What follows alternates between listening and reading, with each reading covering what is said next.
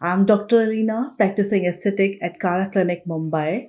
I'm going to talk about direct hair transplantation. Before that, I want to give a little gist of follicular unit extraction. In this, we numb the donor area and the recipient area. After that, we score the per unit graft one by one with the punching machine. Next step is we make a hole or the nick through a sapphire blade to implant the hair. Then we extract the graft and secure it in a medium where the survival rate increases, and then we do the implantation. This is how the follicular unit extraction works, and it's a very good method. We see a very natural result. But when it comes to direct hair transplantation, it is a modified version of follicular unit transplantation.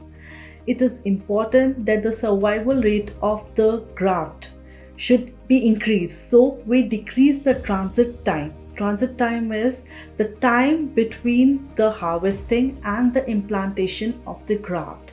And this is how the DHT helps in decreasing the transit time and increasing the survival time. So in direct hair transplantation, the position of the patient is also important. Like the patient can be in this sitting position with the head down, where the performing surgeon is harvesting the graft and the other team is implanting the graft simultaneously, or in the supine position where both the things becomes easier.